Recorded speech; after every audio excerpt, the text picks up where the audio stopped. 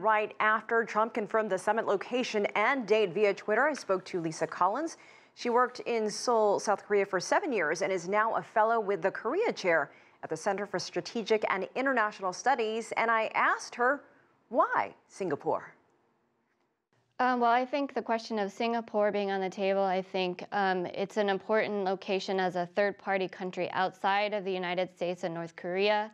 I'm sure there was a lot of back and forth about, President Trump visiting Pyongyang and also perhaps having Kim Jong Un either visit the United States or have the summit in the DMZ, the demilitarized zone on the border between North Korea and South Korea. But it looks like they settled on a neutral third-party country. And so I think that's a good thing because it means that there won't be a lot of extraneous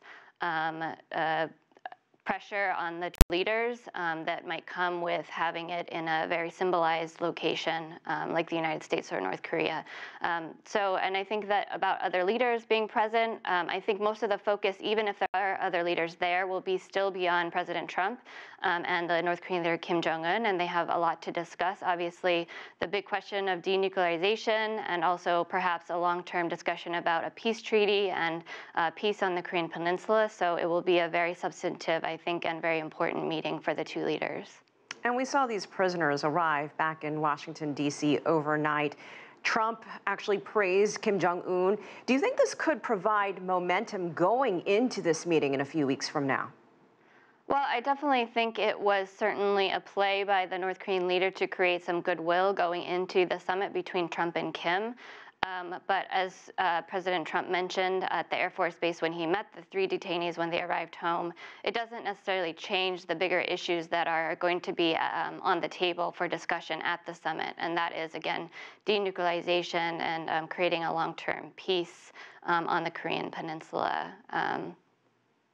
So what's likely happening behind the scenes right now? Because as we know, several past and former U.S. presidents have tried the very same thing with no success.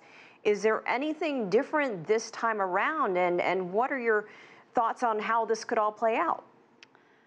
Well, I mean, there is very little time left before this summit will happen, only about a month. And so that there are a lot of logistics that will need to be worked out in terms of security, et cetera, for the two leaders.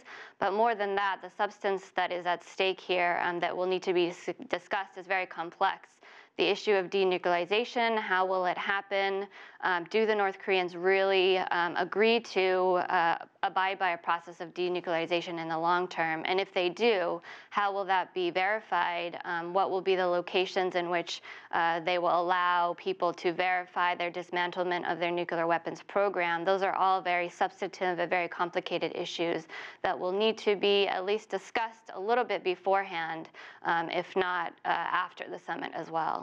And what do you make of all of what is happening between now and then? We have this trilateral summit in Tokyo with Japan, China, and South Korea. And Moon Jae-in, South Korea's president, visiting the United States later this month to meet with Trump. What are some of the expectations from all these other meetings that are taking place as we speak? I think it's quite natural for the United States to be interacting with allies South Korea and Japan in advance of the summit between Trump and Kim.